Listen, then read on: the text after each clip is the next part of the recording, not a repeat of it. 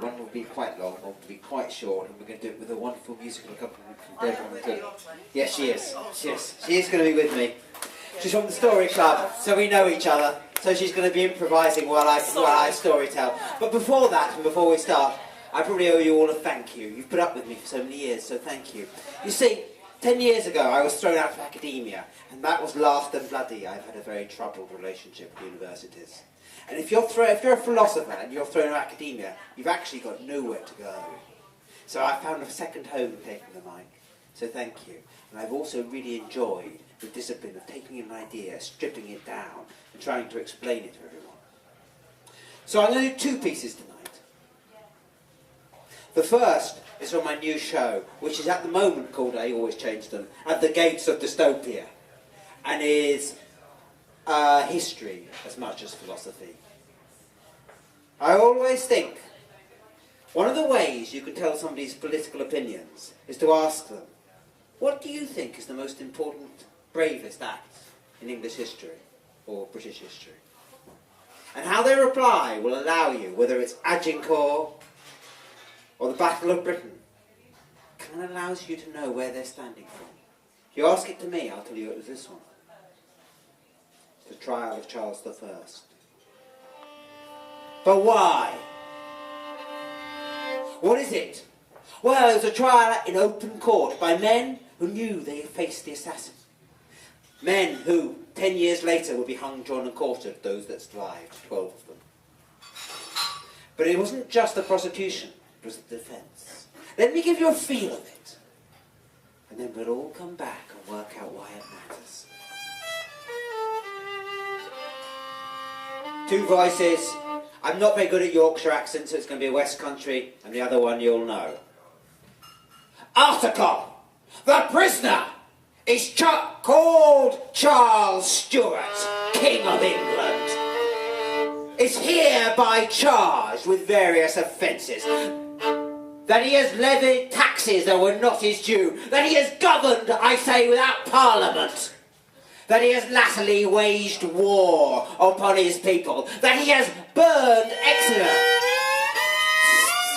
Say then, how he pleads. I would know first by what authority I am brought here. I was in the Isle of Wight, I'll have you know. By whose power am I bought? I tell thee, we have the power to try thee. I know you have the power, my man. That is not what's at stake. What is at stake is, by whose authority do you have that power? By the power of England, I tell thee, the power of the people of England. And what right do they have to try the king? Tell me in whose name you try me. We try you by the Parliament, England. Is this a Parliament then? Where is your House of Lords? And anyway, by what right does the Parliament have to try the king? I tell thee, we have the power. We have the power as we are the Commonwealth of England, as we represent the common law. The common law has no provision for such power. I know the common law as well as any man. And in that law, the king has his role, and the people have theirs. By whose power, in whose name do you charge me? I tell thee, by the power of the people of England we charge thee. I am their king. I represent the people. By whose power? Think carefully who you reply, lest you go from one evil to a greater evil. Whose power?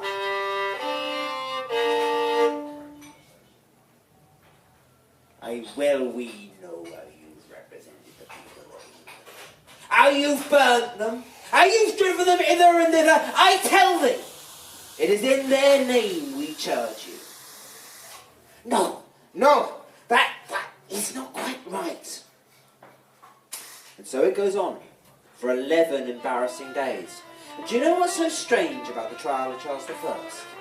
Is what they're not saying. Nobody makes an appeal to an abstract argument about regicide that existed at the time. Nobody defends it on religious points of view. They make an argument about the common law of England. Why? Because there's something remarkable about the English Revolution.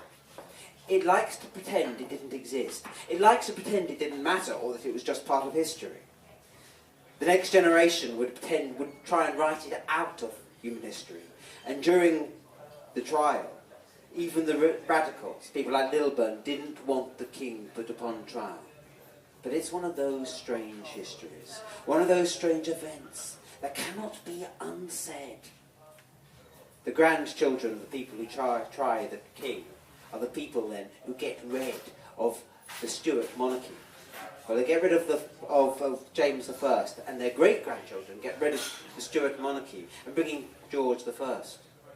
You see, the strange thing about events, the thing that is weird, that you can deny them as much as you like, but in the end you cannot unsay them. That's from my new show, but this is an old favourite.